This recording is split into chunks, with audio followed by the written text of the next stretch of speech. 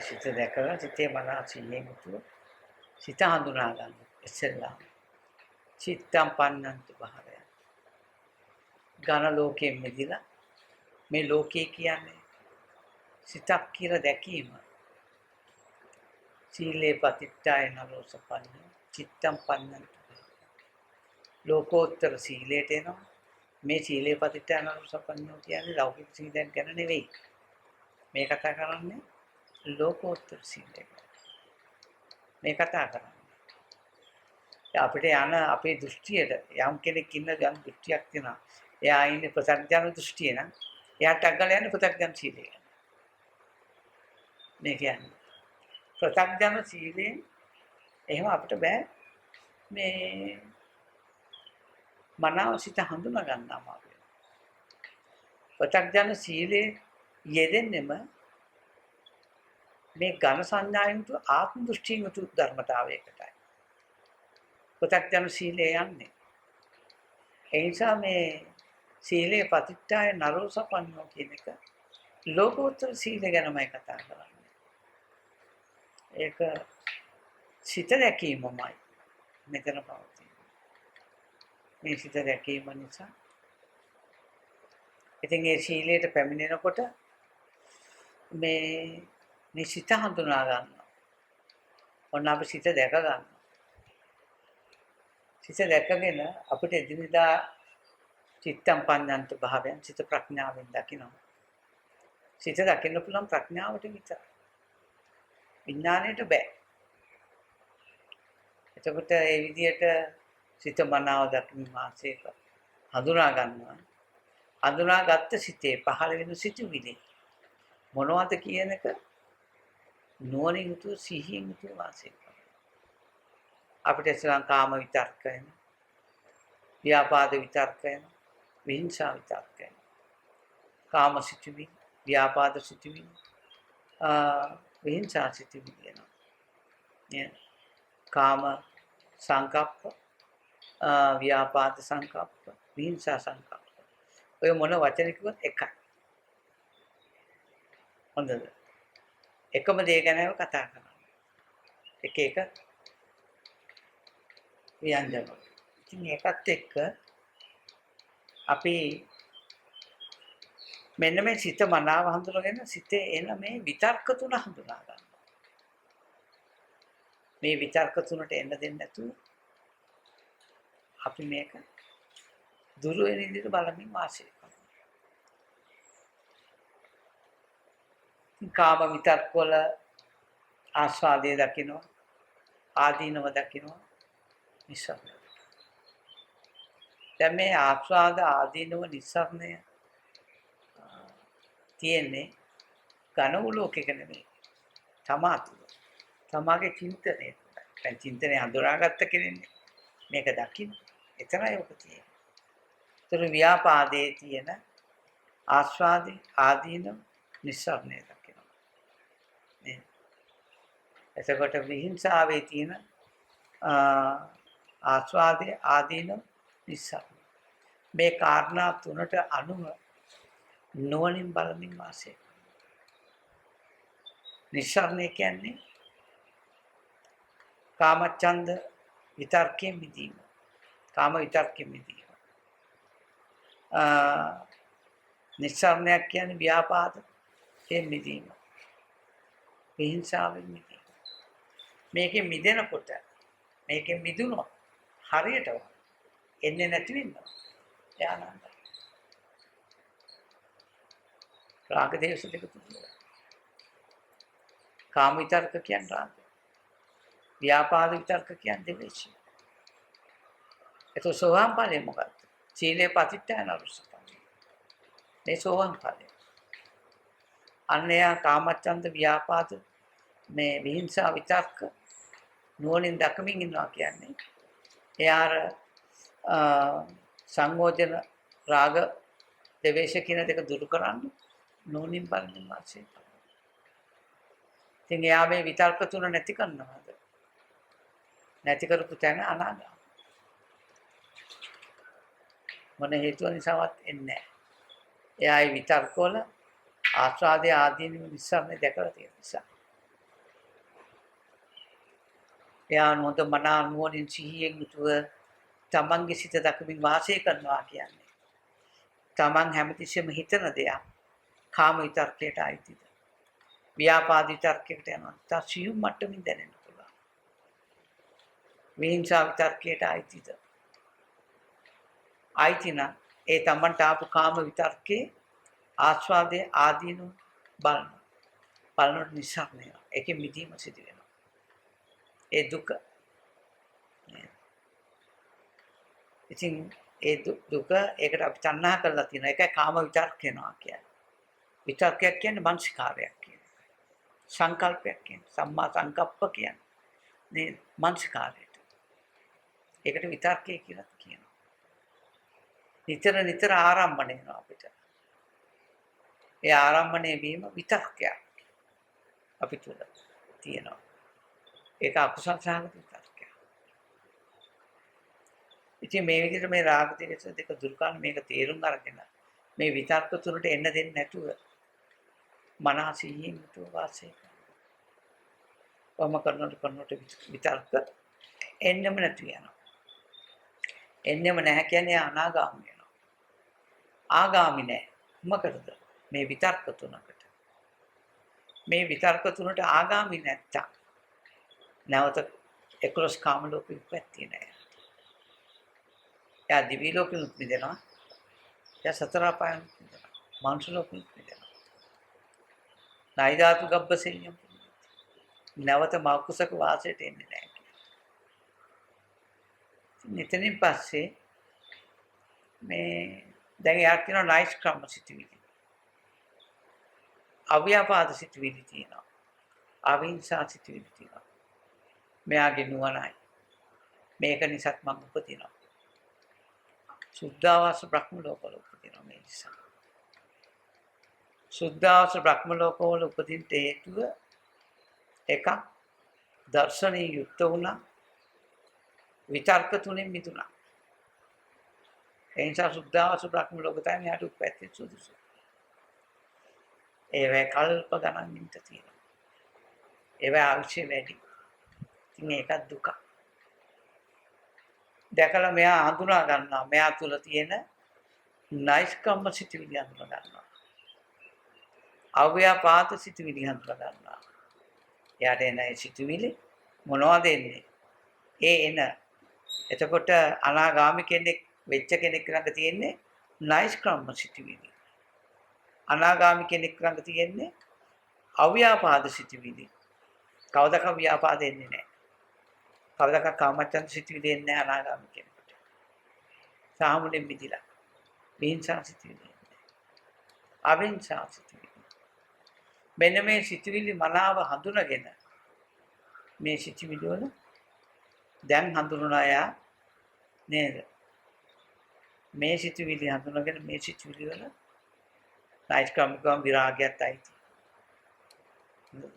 අලෝභ සිතුවිලි නයිස්කම් කියනවා තමයි. මේ සිතුවිලි මිදිලා. මේ සිතුවිලි දැන් හඳුනගන්න. ඒ සිතුවිලි තමයි අර යට එන්නේ. මේවත් ඉපදීමට හේතුවක්. මේවත් දුකයි. නයිස්කම්ය දුකයි නේද? අලෝභ සිත දුක, විරාග සිත දුකක් කියලා දකිනවා. එතෙන්ට තෘෂ්ණාවක් තියෙනවා. ඒක අනාගාමී කියන නැවත උපදින්න. ඒ තෘෂ්ණාව එහෙම දෙවුගෙන ඒ නයිස්කම් සිතිවිල්ල ආස්වාදයේ දකිනවා. ආදීනව දකිනවා. නිසම්මි. එතනින් මිදී. අය බලනවා මේ නයිස්කම් අලෝභ සිත නේද?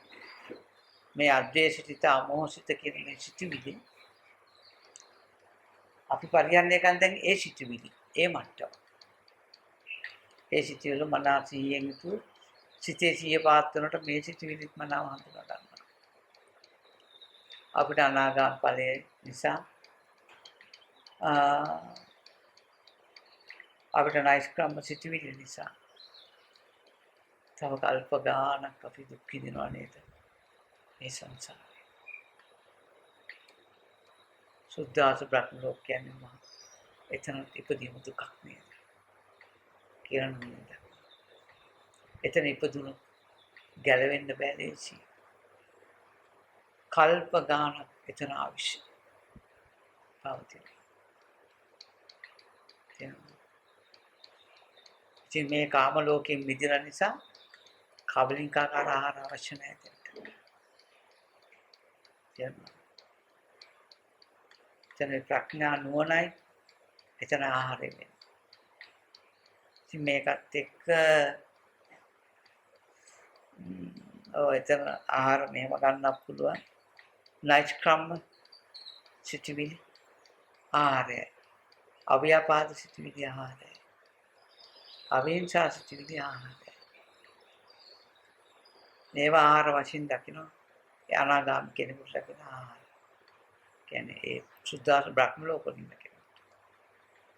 මේ විදිහට මේ නුවණින් යුතුව දැන් මේ ලෝකේ අපි ඒ විදිහට නේද? ආස්වාදයේ දකිනවා. නෛෂ්ක්‍රම්‍ය කියන්නේ පුදුම ආස්වාදයක් තියෙන ධර්මයක්. ඒ ආහාරය හරි ප්‍රණීතයි. ඒකට අපි තෘෂ්ණාවෙන් බැඳෙනවා. අව්‍යාපාද කියන ආහාරය අනාගාමී කෙනාගේ මේක හරි ප්‍රණීතයි. ඒකට තෘෂ්ණාවෙන් බැඳෙනවා. නේද? ඒ වගේම අවිහිංසා කියන ආහාරය ඒකත් හරි ප්‍රණීත ආහාරයක්. නේද? පුදුම සැනසීමක් තියෙනවා. ඒකටත් අපි තණ්හා කරනවා. තෘෂ්ණාව තියෙනවා. ඉතින් මේ දේවල් නිසා සුද්ධාස බ්‍රහ්ම ලෝකෙ ඉපදුණා. බොහෝ කාලයක් දුක් විඳින්න. මේ නායිස්කම් සිටිවිත් අනිත්‍ය උදුක්තු අනාත්ම සංකල්ප ටික. කියලා මේ විදිහට ආදීනව දකිනවා.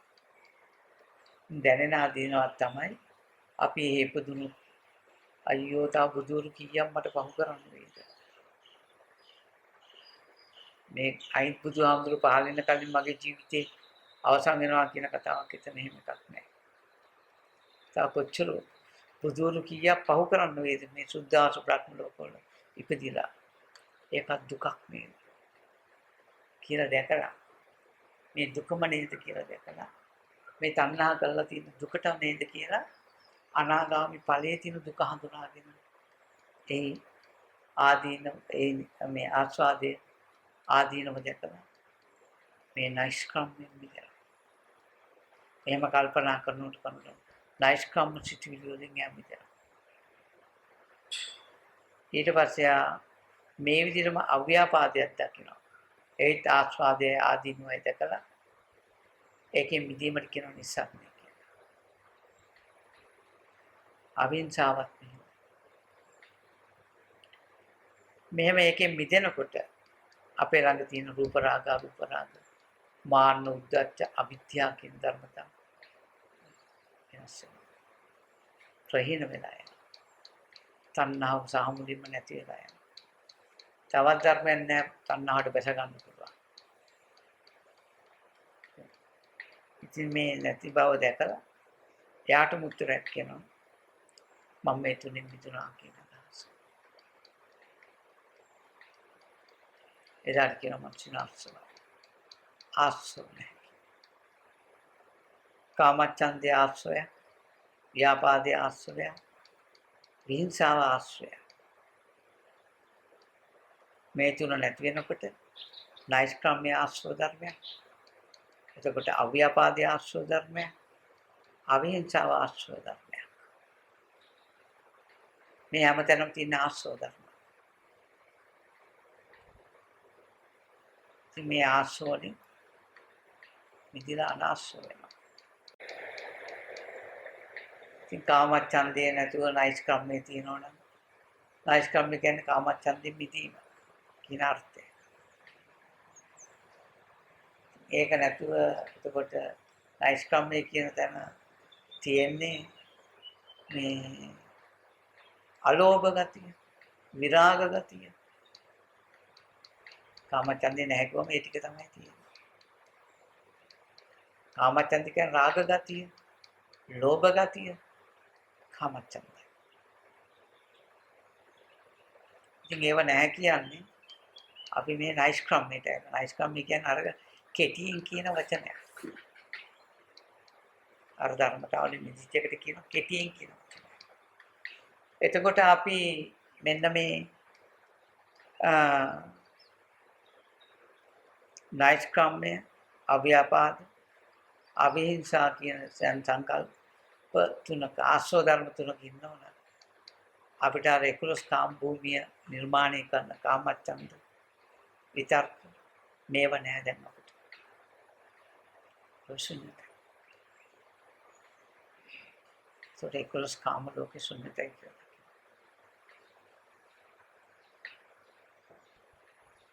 එයාට අර බ්‍රහ්ම ලෝක පැත්ත තමයි හම්බෙලා තියෙන්නේ. ඉතින් මේක හඳුනාගෙන අපි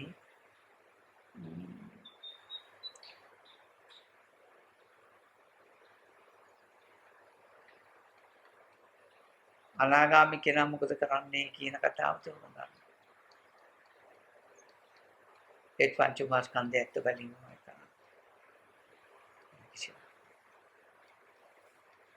ඔය හැමතැනම තියෙන ස්කන්ධයන්ගේ ඇත්ත බලන්න.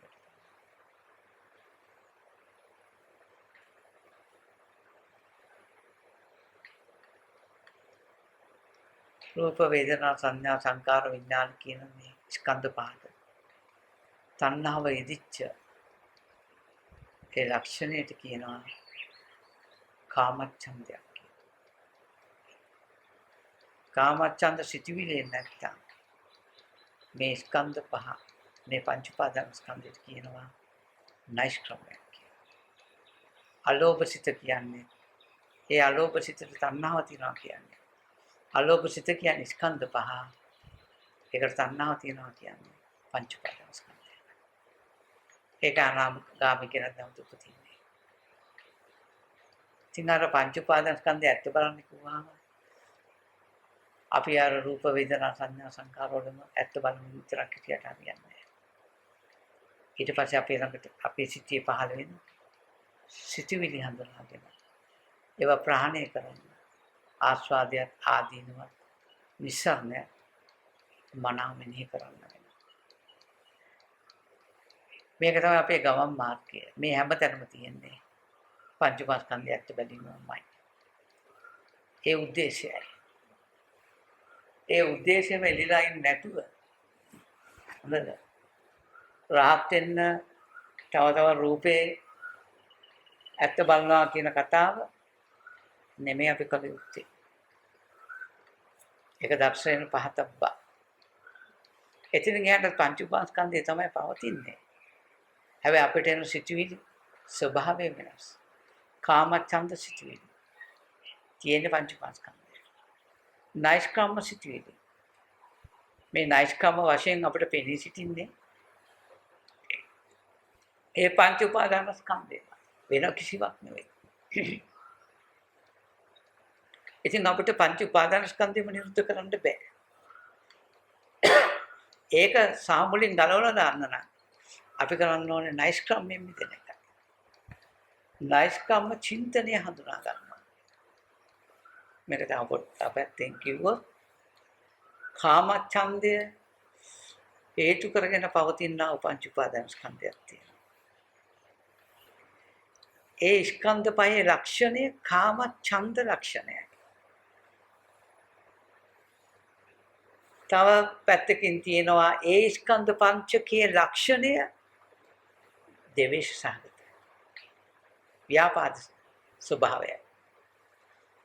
අපිට හම්බෙන ව්‍යාපාදය එතන තියෙන්නේ ස්කන්ධ පහ. අපි ඒකට තණ්හා කළොත් පංච උපාදාන ස්කන්ධ වෙනවා. අපිට හම්බෙන්නේ කාම සිතුවිල්ල. එතන ඒ කාම සිතුවිල්ල වලින් අපිට හම්බලා තියෙන ස්කන්ධ පහමයි. වෙන කිසිවක් නෙවෙයි. ඒකට තණ්හාව වීම නිසා පංච උපාදාන ස්කන්ධ. විහිංසාවත් ওই විදියමයි.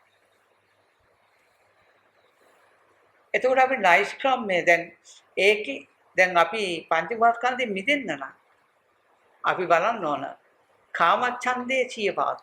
අපේ සිතේ සිය පාත් කරන චිත්තම් පඤ්ඤන්ත භාවය. සිතේ සිහිය පවත්වනවා. කාමච්ඡන්දේ හඳුනා ගන්නවා. මේ කාම සිතයි කියලා දැනගන්න මාන්නේ. අතරාටිපට්ඨානේ චිත්ත කාණ්ඩේ බුදුහාමුදුරු කියනවානේ.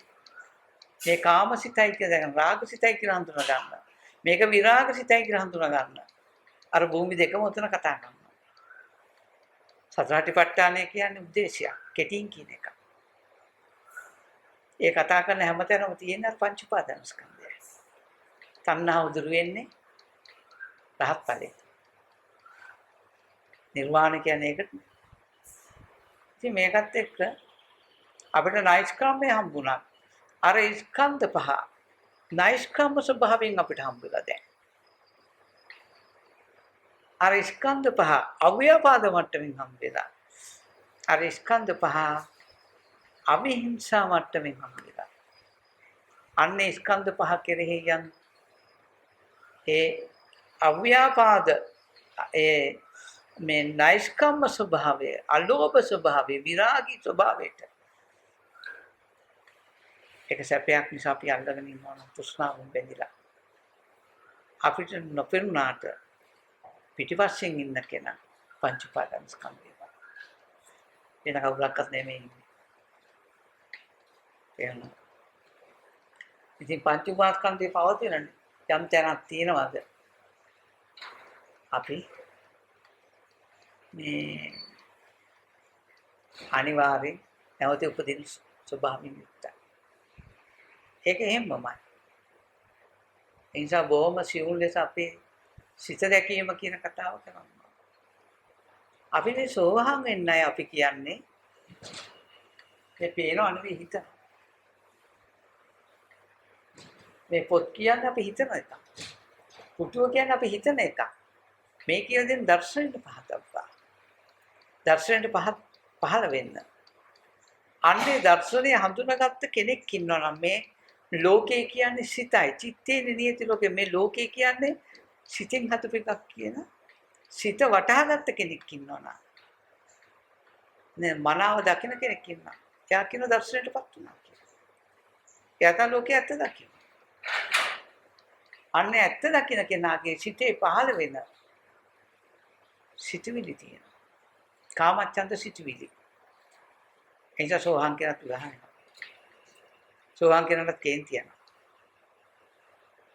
සෝහන් කෙනාගේ අතිනුත් යම් භූමි මැරිලා උමනාවෙන් සත්තු මරන්නේ නැහැ. තේරුණාද? සත්තු මැරෙන්න පුළුවන්.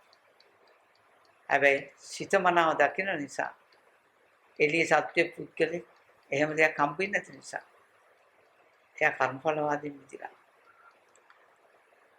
අපි සිත නොදකින නිසා කර්මඵලවාදයකට හම් වෙන්නේ. අපි සිත දකින්න නම් කර්මඵලවාදයෙන් මිදෙනවා. නව කර්ම රැස් වෙන්නේ නැහැ. තේරුණාද? ඉතින් මේ නව කර්ම හටගන්නේ නැත්තේ අපි මනාව මේ කර්ම මේ සිත දකින්න නිසා. මේ භෞතික පුටුව කෙනෙකුට හොරකම් කරන්න පුළුවන්. කෙනෙකුට සොරකම් නොකර ඉන්න පුළුවන්. නොකර ඉන්න කෙනා සිල් රකින්නවා, කරන කෙනා සිල් රකින්නේ නැහැ. අන්න කර්මඵලවාදී අන්න අන්ත දෙක. අන්ත දෙකක් පනවන්නේ කර්මඵලවාදයකට අනුවයි. ඉතින් අපි එසෙල්ලාම කරන්නේ මේ දර්ශන පහතබ්බා. කර්මයෙන් ගලවන එක කරන්නේ ඉස්සෙල්ලා. පුඤ්ඤ පාප පහිනස්ස. මහානි පින්පව් දෙකෙන් ගැලවෙන්න කියනවා. මේකෙන් මං කිව්වේ දන් දෙන්න එපා කියන කතාව නෙමෙයි. වැරදි සංකල්ප ගන්න එපා. මං කිව්වේ සීල් රකින්න එපා කියලා නෙමෙයි. අර මෝඩකමින් රැකපු සීලයට වැඩිය උත්තරීතර සීලයකට යනවා යා. මොන ආකාරයකවත් යාගේ සීලෙ වෙන්නේ නැහැ. සීලේ අවෙච්චප්පසාදේ නැහැ. නොසැලෙන සද්ධායුතු සීලෙ ඉන්නේ. කූඹේ බැරිවීමකින් කූඹේ මරණට කර්මයක් නැහැ. අකුසලයක් නැහැ. නව කර්මයක් නැහැ. සෝවාන් පුද්ගලයාට. ඒක සතර පාය මිසක් කියන්නේ. සෝවාන් පුද්ගල. ඒකයි දර්ශනීය යුක්තයි කියන්නේ. මේ ඔය පේනවාද හිතනවාද ඇහෙනවාද හිතනවාද කියන කතාව රාත්පලේ නෙමෙයි. සෝවාන් ඵලයේ දර්ශනයටපත් වෙන්න. සිත හඳුනා ගන්න සීලේ පතිත්තායන රෝසපන්න. මනාව සිල්වත් වෙන්න ඕන. සිල්වත් වෙනවා කියන්නේ එයා සිත හඳුනා ගන්නවා. වස්තුකාමයෙන් මිදෙනවා. එයා කෙලේශකාමයට එනවා. අනචිත්තම් පඤ්ඤන්ත භාවයන්. එයා මනාව සිත දකින්නවා දැන්. දැන් පේනව නෙවෙයි හිතනවා. නේද? අන්න එයා දකින්න මේ රාග දෙවේශ හටගත්තේ භෞතික වස්තුවක් නිසා නෙවෙයි. මේ පුටුව මගේ කියලා මං අල්ලන් හිටියට ඒ පුටුව දන්නේ නැහැනේ. කෙනෙක් අල්ලන් ඉන්නවා කියලා. එයා පුටුව කියලා දන්නෙත් නැහැ. දැන් මේක හරියට ලියුණොත් පුටුව දැකලත් නැහැ. පුටුවට මං තණ්හා කරලා තියෙන මගේ සංකල්පයටයි. පුටුව කියන වස්තුවක් ලෝකේ නැහැ. ඔක තමයි ඇත්ත. අවිද්‍යාවට සාපේක්ෂව පුටුව ලෝකේ තියෙනවා. මෝඩකමට සාපේක්ෂව.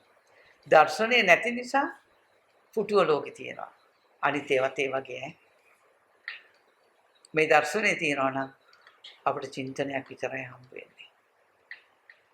අන්නේ සිත දැකීම මනාව හොඳද? චිත්තම් පඤ්ඤන්ත භාවයෙන් එනවා. අන්නය තමයි සෝතාපන්නවා කියන්නේ. මාර්ගයේ පුදුලා. අන්න දැන් සිත දිහා බලන් ඉන්න සිත මනාව හඳුනනවා.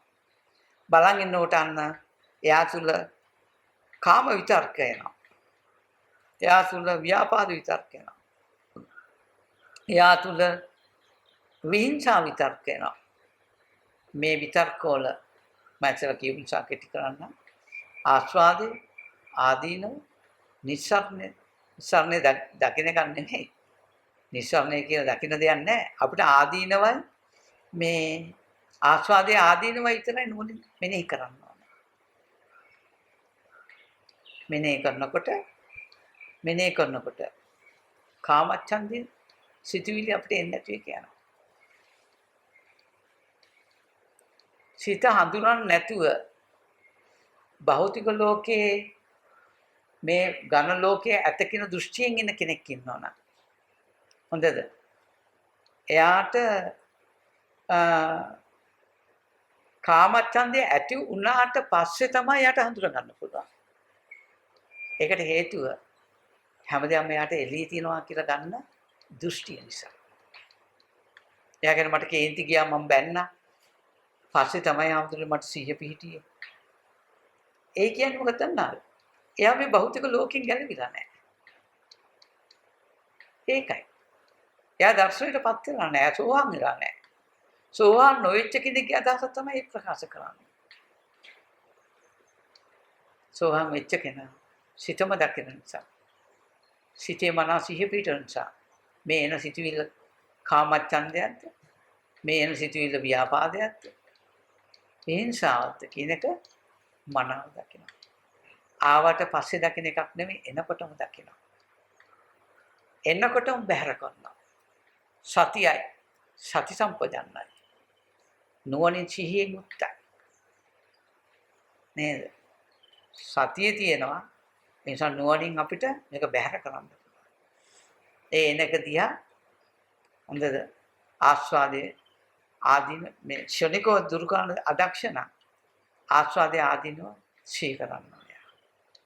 සිහි කරනකොට මේක නැති වෙලා යනවා. ඉතින් මේ විදිහට මෙහෙන් බලනකොට එයා ඕරම්බාගේ සංයෝජන වලින් මිදෙනවා. 11 කාම ලෝකයෙන් මිදෙනවා. ඔය කොයික කිව්වත් එකයි. නේද? සංයෝජන සක්කා දෘෂ්ටි විචිකිච්ඡා සීලපත පරාමාස කාමරාග පටික කියන මේ පහෙන් මිදෙනවා. ඔහොම කිව්වත් එකයි. ඔය පහම අන්තර්ගතයි කාම විතර්කේ, ව්‍යාපාද විතර්කේ, විහිංසා විතර්කේ. මේ තුන තමයි අපිට එන්නේ. මෙහෙන් බලනකොට එයා ඒ තුنين මිදෙනවා. අන්න මිදුණු කෙනාට කියනවා නැවත ආගාමි නෑ මේ සංකල්ප තුනට. නැවත එන්නේ නෑ යාට. එන්නේ නැති තරමට ව්‍යාන්ති කරෝති නැවත නූපදින මට්ටමෙන්ම දුරු කළා. ඉතින් මේකත් එක්ක ඔන්න දැන් යාට නයිස්ක්‍රම්ම ඇති වෙලා. මෙයා නෝනින් දකින්න මෙතන පංච උපාදාන ස්කන්ධයේ ඉන්නවා කියලා. මම ඉස්සෙල්ලා කියපු ටික යාට වැටහෙනවා. වැටෙනකොට මෙයා මේ සිතේ දිගටම සිහිය පවත්වන නිසා මෙයා ඊට පස්සේ දකිනවා මේ නයිස්කම්ම සිතුවිලි. මොනවාද නයිස්කම්ම? අලෝභය, විරාගය. මේවා නයිස්කම්මයි. සිතුවිලි. හැබැයි අතරක් තියෙන අනිත්‍ය දුක්ඛ අනාත්ම ත්‍රිලක්ෂණය. මෙතන තියෙන අනිත්‍ය දුක්ඛ අනාත්ම කියන ත්‍රිලක්ෂණය. එයා අව්‍යාපාදය කියන්නේ සිත හටගෙන නිරුද්ධ වෙන බව. මේක දුකම බව. සිත අනිත්‍ය වෙන බව. මේ සිත දුකම බව. මේ සිත අනාත්ම ධර්මයක් බවම දකිනවා. මේකට අනුව දැකීමෙන් මේ නයිස්කම්ම සිතුවිලිත්‍ය ප්‍රහාණය කරනවා.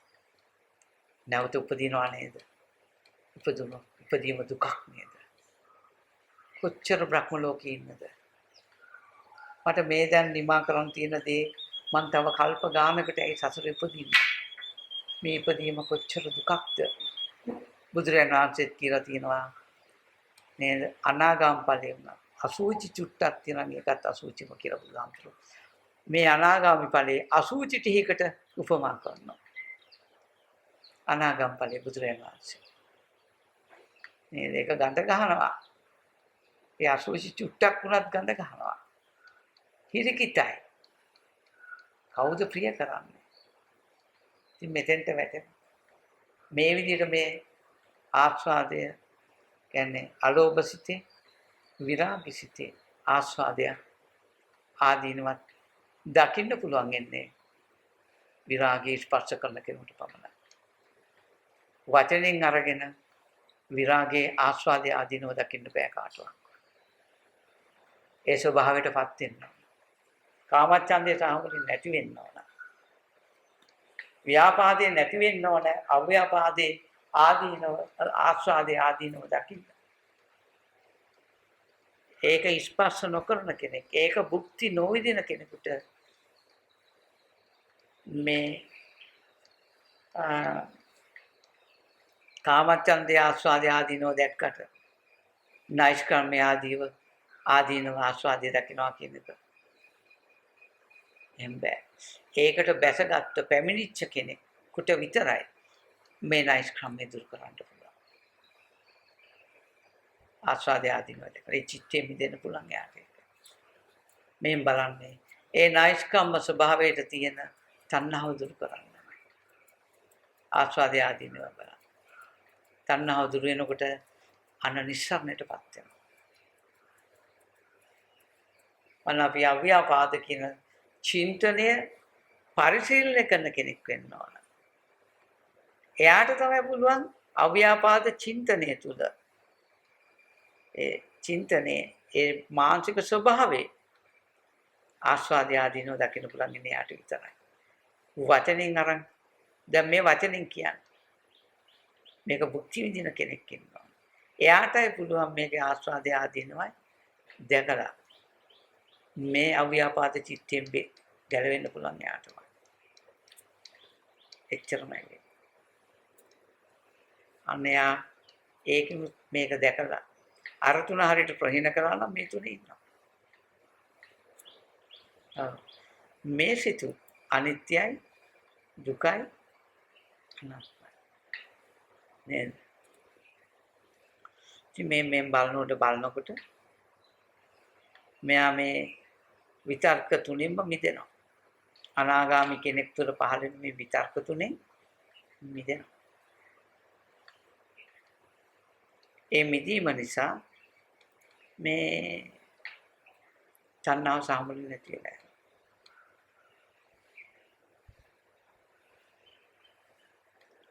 දැන් අරයෙන් බලනකොට තෘෂ්ණාවයි දුරු වෙන්නේ මේවට තියෙන. තෘෂ්ණාව දුරු වුණා. දැන් මේ විතර්ක තුන තමයි රහතන් වහන්සේ පරිශීලනය කරන්නේ. හැබැයි තණ්හාව නැහැ. තණ්හාව නැති උනේ අපි ආස්වාදයේ ආදීනවයි බලපු නිසා. නිස්සාරණ ස්වභාවයෙන්ම තණ්හාව නැති වුණා කියන්නේ නිස්සාරණය. ඒ ස්වභාවයෙන්ම අපි මේ ලෝක ජීවත් අපි අලෝභ සිතින් විරාගී සිතින් ලෝකේ ඉන්නවා කියන්නේ තණ්හාව නැති නිසා ස්කන්ධ පරිහරණයක් කරනවා. ස්කන්ධ පහේ ස්වභාවයක් තමයි විරාගී අලෝභ ස්වභාවය. නෛෂ්ක්‍රම ස්වභාවය. කෙටියෙන් කියනවා. ඒ ස්කන්ධ පහේ ස්වභාවය තමයි මෙන්න මේ අව්‍යාපාද ස්වභාවය. ඉතින් රහතන් වහන්සේ පාවිච්චි කරන චිත්තයන් නෛෂ්ක්‍රම අව්‍යාපාද අවිහිංසා චිත්තයන්. අන්න තණ්හාව දෙන්නේ තණ්හාව දුරු කරන්නයි අපි ආස්වාදය ආදීනවයි දෙන්නේ. දැන් ඔන්න සිතින් යුතුව මේ වාසය කියනවා මේ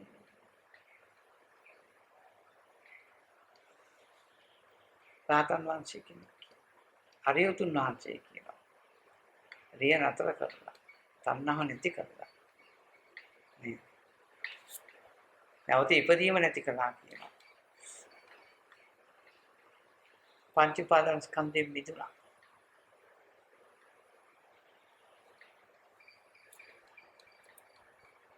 ඉතින් රහතන් වහන්සේ ස්කන්ධ පංචකයක් පරිහරණය කරනවා කියුවත් එකයි.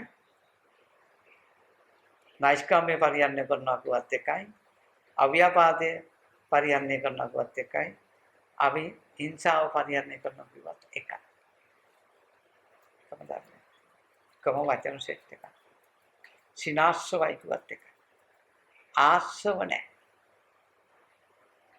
නේද?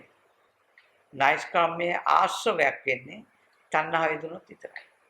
තණ්හාව නැත්තම් ආශ්‍රවය. රූපය, වේදනාව, සංඥාව, සංකාරය, විඥානය ආශ්‍රව ධර්මයක් වෙනවා තණ්හාව වේදුනොත්. තණ්හාව නැත්තම් ආශ්‍රව නැහැ. සිනාස්සවයි.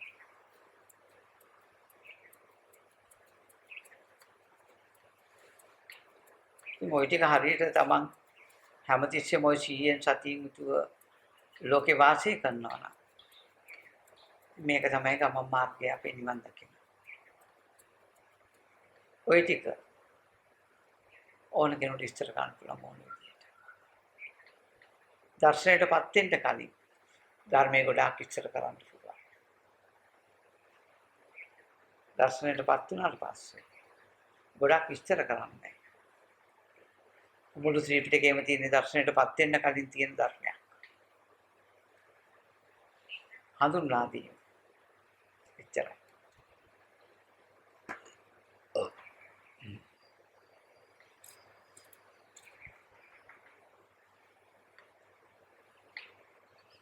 අපිට බේත් බෝතලයක් හම්බුනාම ඒකේ තියෙනවා ලේබල් එකක්.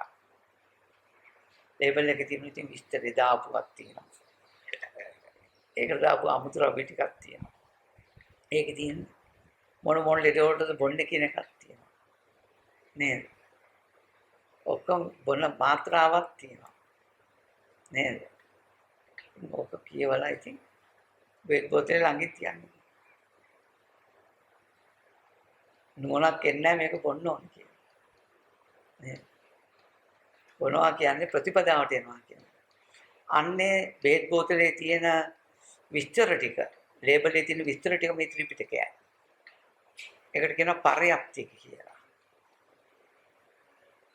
ඒ බේත් බෝතලේ තියෙන විස්තර ටික පර්යාප්ති ශාසනයයි. ඒ බේත් බෝතලේ සම්බන්ධව තියෙන පර්යාප්තියයි. උද්දේශයයි. මේක කවුරු හරි බොනෝ නම් ඒ කියලා තියෙන විදියට. ඒ මාත්‍රාව බොනෝ නම් ඒක ප්‍රතිපත්තියයි. විවම් ලෙඩේ සුවපත් වෙනවා නම් ප්‍රතිවේදයයි.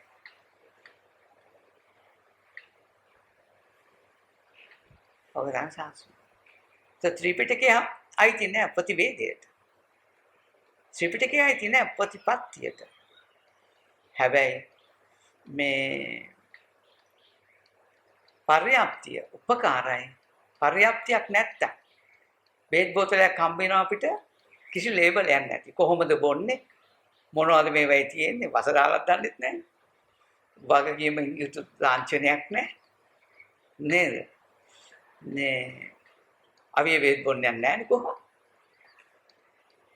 ඒ නිසා මේ ත්‍රිපිටකය ගැන අපිට සහතිකයක් තියෙනවා. ඉතින් අර ලේබල් ඒ වගේ ත්‍රිපිටකය කියන්නේ. බේත් බෝතලේ. ඉතින් මේ කොහොම හරි බොන්න ඕන. දැන් බීගෙන යනවනේ. සමහරවිට කම්මැලි වෙලා මාත්‍රා අඩු කරනවා. සමහරවිට බීගෙන යනකොට ඇඟේ තියෙන විවිධ අපහසුතා එනකොට අපි බොන බෙහෙත් ප්‍රමාණය අඩු කරනවා. නේද? වේල් 3ක් තියෙනවා 2ක් බීලා ඉන්නවා. සමහර කෙනාට දැන් ගම්ම අපහසු නිසා සම්පූර්ණ නතර කරලා දානවා. නේ? වෙන දෙයක් වෙන්නේ ඔය ඉන්නවා. ඉතින් විවිධ අය ලෝකේ ඉන්නවා. මරුණත් මේ මාත්‍රා බොන්න ඕනේ විශ්වාසන. එච්චර. හරියට බොනවා නම් මුකුත් වෙන්නේ නැහැ. එන්නේ ත්‍රිපිටකේ තමයි අපේ මේ පරියප්තිය. ඒකට තමයි මේ ධම් දේශනාව කළේ. දැන් මේ ධම් දේශනාවක් පරියප්තියක්. මේ ධම් දේශනාව. දැන් මේ අනුව ඔයගොල්ලන් නුවණ වඩන්න ඕන. ඒක ප්‍රතිපත්තියයි. වඩනකොට රහත් ඵලයේ ලැබෙවි. ඒ ප්‍රතිවේදය. ඔක තමයි. ඉන්සා මේක පරියප්ති ශාසනය කියන ප්‍රතිපත්ති ශාසනය කියන ප්‍රතිවේද ශාසනයක් කියලා. ප්‍රතිවේද කියන්නේ රහතන් වහන්සේ.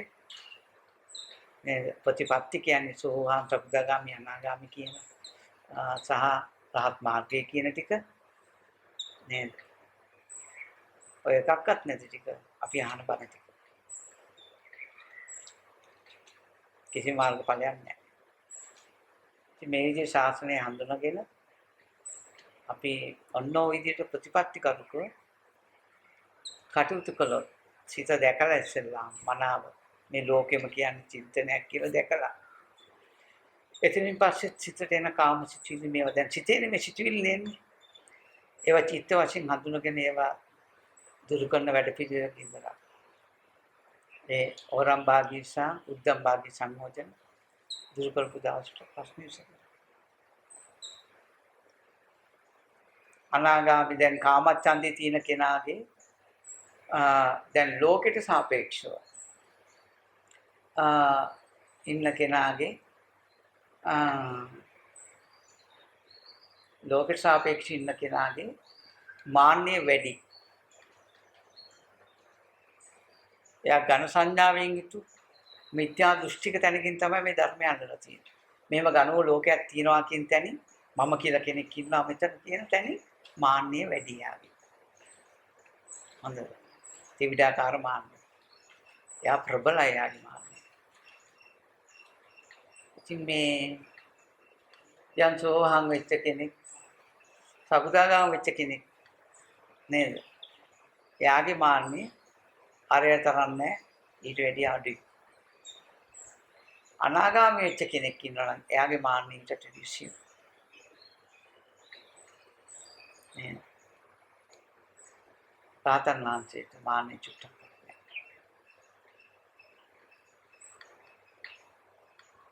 සාමුලින්ම නැති කරලා. කාමච්ඡන්දේ නිසා මාන්නය තියෙනවා. ව්‍යාපාදේ නිසා.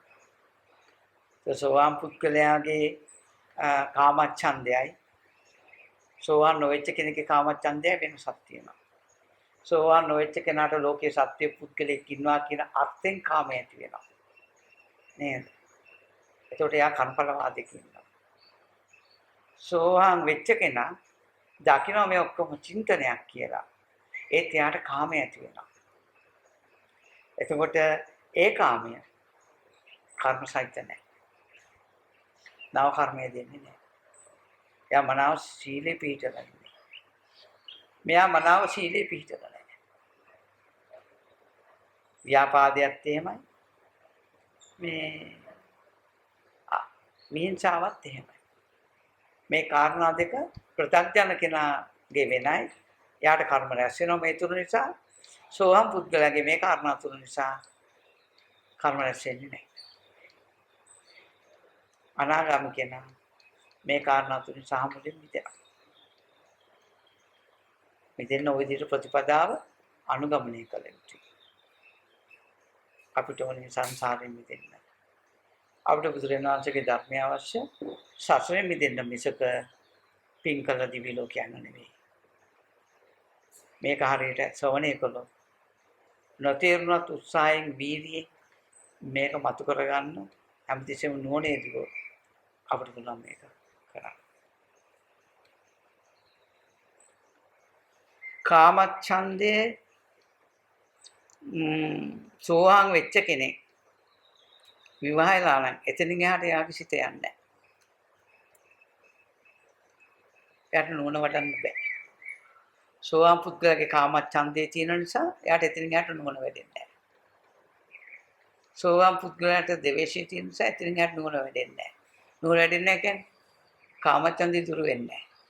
එයා සෝවාන් වෙලා කාමයට ආහාර දෙනවා.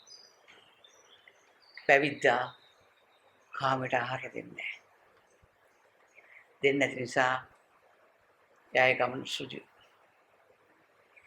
එයා ව්‍යාපාදයට ආහාර දෙන්නේ නැහැ. එයා විහිංසාවට ආහාර දෙන්නේ නැහැ. ගිහි සෝහම් වෙච්ච කෙනා කාමයට ආහාර දෙනවා. එයා විහාරාන කාමයට ආහාර දෙනවා. එයා භෞතික ලෝකෙට ඇලෙනවා. සිත කියලා දැක්කට ඒවට ආසයි. එයාට ඒ නිසා කේන්ති යනවා. එයා ඒකට ආහාර දෙනවා. පැවිද්දට විතරයි පුළුවන් ওই ධර්මතා තුනට ආහාර නොදීම. එයාට පුළුවන් එයාට විතරයි කෙලස් කින්නට මහා මේඝයක් වෙයි. ඒ නිසා බුදුරජාණන් වහන්සේ කියනවා මානිනී ඉස්සරවල් බාලා කසාවත් හැඳ මගේ ශාසනය පැවිදි වෙච්ච වෙලා යම් ආවුත කරුතු ධර්මයක් තියෙනවා නම් කියන රහත් ඵලයක් තියෙනවා නම් මගේ ශාසනය පැවිදිලා විතරයි කරන්න පුළුවන් කියලා බුදුහාමුදුරු සූත්‍රයේ කියනවා. අම්බල දෙනවා. කියනොත් නිසා විසාකාවගේ ජීවිතය එතනින් එහාට ගියේ නැත්තේ. විසාකාව කාමයට ආහාර දුන්නා. ව්‍යාපාදයට ආහාර දුන්නා. නේද? විහිංසාවට ආහාර දුන්නා. විසාකා. එතකොට අපේ අනේ පිටුතුමත් ඔවට ආහාර දුන්නා. ඉතින් සෝවාන් වෙච්ච වයසට ගිය කෙනෙක් ඉන්නවනම් එයා ආහාර දෙන්නේ නැහැ කියන්නේ ඒක සම්පත්‍ති විරතියක් ස්වභාවයක්. වයසට යනකොට ඕන කෙනෙකුට රාගය අඩු වෙනවා. ද්වේෂය අඩු වෙනවා. මොහය අඩු වෙන අය ඉන්නවා. වැඩි නැති. ඒකට කියනවා සම්පත්‍ති විරතිය කියලා. ඒක විරති ධර්මයක්. විරතියක් කියන්නේ අවබෝධයක් නැතුව පාලනය වෙන නිසා විරතිය කියනවා. අවබෝධයකින් එයා පාලනය කරපු දෙයක් නෙවෙයි. ඒ නිසා විරතියක් කියලා කියනවා.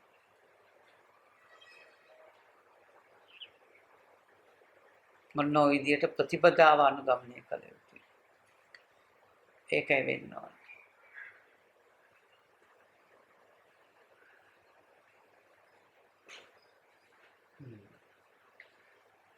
දැක්කද අපේ කාමයේ දුරු වෙන්නේ නැත්තේ ඇයි කියන හේතුව. ද්වේෂය දුරු සෝහං කෙනෙක්ගේ කාමයේ දුරු වෙන්නේ නැති හේතුවක් තියෙනවා. ඒ නිසා ගිහි සෝහං කෙනායි පැවිදි සෝහං කෙනායි ශ්‍රේෂ්ඨ වෙන්නේ පැවිද්දා. සෝහං ඵලයේ එකයි. හැබැයි ගිහි කෙනා එතනින් එහාට යන්නේ නැහැ. එයාගේ බැඳීම් වැඩි. ඒ නිසා අපි කොච්චර ගිහි සෝහං කෙනෙකුට කොච්චර ධර්මයේ කිව්වත් එතනින් එහාට යට යදෙන්න බෑ යන්න බෑ. අමාරු. මේට වැඩි හොඳට බණ ඇහෙන්නේ නැති විසාකාවට බුදුහාමුදුරුවෝ ඉන්නවා. ඒත් එතනින් එහාට යන්න බැරුණානේ. හේතුව ඒකයි. මේ පැවිද්ද කියන්නේ සුජුවම අපිට එතන වාසය කරන්න පුළුවන්. ඒකයි. මේ ජීවිතේම අපිට කෙලෙස් සම්පූර්ණයෙන්ම දුරු කරන්න පුළුවන් මම ඔය කියපු විදිහට සිය පාත්තනවා. තමන්ගේ සිත හඳුනා ගන්න ඉස්සෙල්ලා. සිත හඳුනාගෙන සිතුවිලි මට්ටමින් එන කාම ඡන්දය හඳුනා ගන්නවා. කාම විතර්ක හඳුනාගෙන ඒ ආස්වාදය ආදීනව දුරු කරනවා. ඒකයි. ඒ ආස්වාදය දකින්න, ඒ ආදීනව දකිනකොට නිස්සාරණය සිදු වෙනවා. විදී. කියන්නේ කාම ඡන්දයේ තියෙන තෘෂ්ණාව දුරු වෙනවා. වෙන මොකුත් නෙමෙයි දුරු වෙන්නේ. ඒ අදහස එනවා. ආවට තණ්හාව නැහැ. නිස්සාරණය කියන්නේ තණ්හාව දුරු වෙන එකට. තණ්හාව දුරු වෙන්නයි මේ ආස්වාදය ආදීනව බලන්න. ආස්වාද ආදීනය බලන්න නැත්නම් තණ්හාව දුරු වෙන්නේ නැහැ. දුරු වෙලා වගේ හම්බ වෙනවා. ආට සමාපatti වැඩිවට වැඩක් නැහැ. එහෙම මේ තෘෂ්ණාව දුරු කරන්න බෑ. ප්‍රතිපදා මාර්ගයක් තියෙනවා. ඉතින් මොන විදියට කටයුතු කළොත් අපිට පුළුවන් මේ ජීවිතේ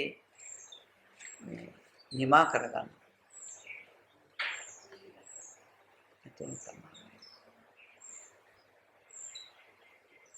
ඔයගලන්ට පුළුවන් දේශී පහසු. තැයින්තු කියන්නේ අපි අරස වුණා, අඥාන වුණා. අපි පැවිදිලා කාමච්ඡන්ද ව්‍යාපාද තීන මිත්‍ර මේවට ගොදුරු වෙනවා නම් මේ පංච නීවරණ දුරු වෙන විදිහට මේ බලනවා නම් නිතර නිතර නුවණ වඩනවා නම් අපිට අවශ්‍ය දේ ලැබෙයි. ලබා ගන්න බෑ. ලැබෙයි. ලබා ගන්න යම් දින ලැබෙන එකයි වෙන්නේ. ඒක තෘෂ්ණාව. තෘෂ්ණාව නැති කරන්න ඕන. තෘෂ්ණාවේ පිහිටන්න නැතුව. එයා උපක්‍රමශීලීව ඉවත් කරන්න ඕන කෙනෙක්. දේශි වැඩක් නෙවෙයි. ලෝකේ තියෙන අමාරුම වැඩේ. සිල් රැක්කට තෘෂ්ණාව දුරු වෙන්නේ නැහැ. දන් දුන්නට මහ පරිමාණින් ගුවන් වැසෑයට මොන දේවල් කළා තෘෂ්ණාව දුරු කරන්න බෑ. තව තෘෂ්ණාව ශක්තිමත් වෙනවා. ඔබ තමයි. අපි මොන සමාධියට සමාපatti වැඩුවා තෘෂ්ණාව හොල්ලන්න බෑ චුට්ටක්. ඔය ලෞකික දහම් තුලින් තෘෂ්ණාව චුට්ටක්වත් හෙලවෙන්නේ නැහැ. අපිම රැවටෙනවා අපිට තෘෂ්ණාව නැහැ වගේ කියලා. ඒ මානසිකත්වයට මං සතුන් මරන්නේ නැහැ. ඒක මානසිකත්වයක්. මරන්නේ නැහැ කියන පැත්තෙන් තෘෂ්ණාව තියෙනවා. එහෙනම් බෝසතාණන් වහන්සේ සංසාරේ කොච්චර සිල් රැකගෙන ආවද? කෙලස් දුරුන්නේ. මෙරි මෙරි ඉපදිපියා. බෝසතාණන් වහන්සේ තරම් දන් දීපු කෙනෙක් මේ ලෝකේ නැහැ. තමන්ගේ ඇහැ ගලව දෙන්න පුළුවන් කෙනෙකුට ඇස් දෙකම. ඒ දාන්නේ කොහොමද? ඇහැට තණ්හාව නැහැ කියන්න පුළුවන්. ඇහැට තණ්හාව නැතුව නෙමෙයි කියලා තියෙන්නේ. ඇස් දෙක දෙන එකට තණ්හා කරලා තියෙනවා.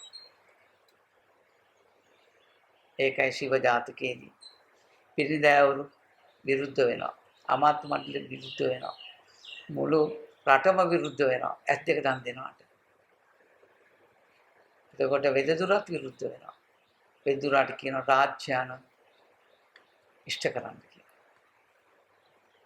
එයාගේ බලය එදිලා තියෙනවා එතන. ඒ බලයත් එක්ක ඉතින් ඇස් දෙක කලෝලා අර වැරහැලි වෙච්ච දත් වැටිච්ච කුදු වෙලා යන මිනිසෙකුට ඇස් දෙක දෙනවා.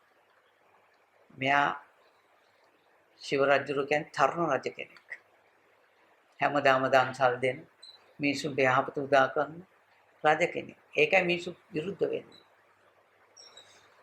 බාන එතන සියුම් ආකාරයෙන් තණ්හාව බැසගෙන තියෙන කාටවත් පේන්නේ නැහැ. ඉතින් අද දවසේ අපි දන් දෙන එකට ඇල්ලනවා. ප්‍රශ්නේ තමයි. ඉන්සායව කරන්න එපයි කියනවා නෙවෙයි. සිල් රැකනවා නිවන් දකින්න බෑ කොහොමද? ආත්ම දෘෂ්ටියක් තියෙනවා. සිල් රැකීම තුළ. ඒ දෘෂ්ටියෙන් ගැලවෙච්ච කෙනෙක් වෙන්න ඕන. දර්ශනයටපත් වෙච්ච කෙනෙක් වෙන්න ඕන. එයා සිල් රකින්නේ නැහැ. සීල රැකෙනවා. සෝවාන් කෙනෙක්ගේ වටිනාකම කියන්නේ පෘථග්ජන කෙනෙක්ගේ අතින් කූඹියෙක් මැරුණාට පෑගිලා මැරෙනවා කියන්නකො. එයා පස්සේ දකින්න කූඹියෙන් මැරුණා කියලා. අකුසල සිටිනවා. සෝවාන් කෙනෙක්ගේ අතින් කූඹියා පෑගෙනවා කියන්නකො. එයා පස්සේ කකුල උස්සනකොට දකින්න කූඹියෙන් මැරුණා කියලා. ඒක අකුසලයක්. කර්මඵලවාදීන් මිදිලා සෝවාන් පුද්ගලයා. සෝවාන් පුද්ගලයා චිත්තපස්සන්දි නැහැ. කර්මයට අනුව. ඉතින් මේ වගේ අර වගේ ප්‍රතිපදාවේ මේ විතර්ක දකිමින් වාසය කරන්න නිසා සිත මනාව හඳුනා ගන්න.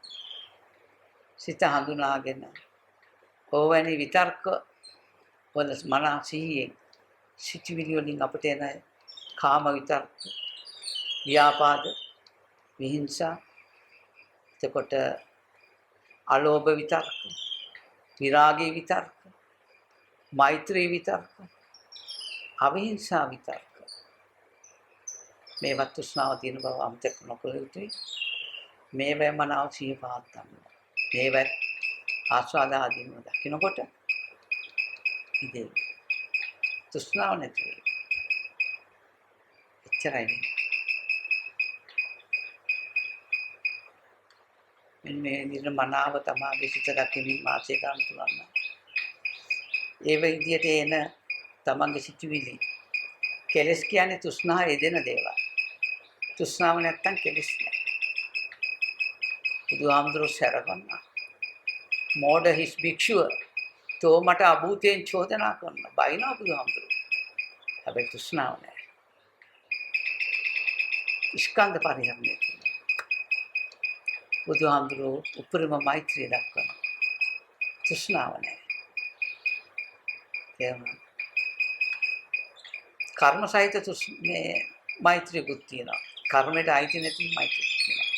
කර්මයකට අයිති වෙන්නේ තෘෂ්ණාව නිසා. තෘෂ්ණාව නැත්තම් කර්මයක් නෙමෙයි තියෙන්නේ. හේතුඵල ධර්ම. තමයි. මේ සිත දැකලා පලාවේ සිටේ මේ එන කෙලෙස් ආස්වාද ආදීනවන් වශයෙන් දකින්න නිස්සාරණය සිදු වෙනවා.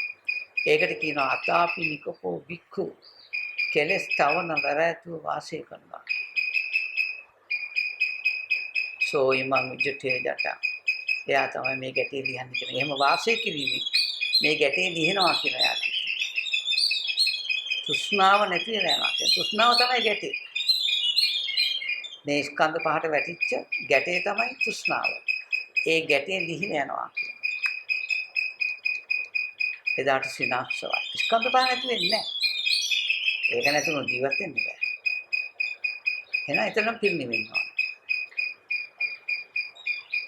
තෘෂ්ණාව නැති ස්කන්ධ පහ පරිහරණය කිරීමට කියනවා සිනාක්ෂව අරිහතුන් වහන්සේ කියලා කියනවා.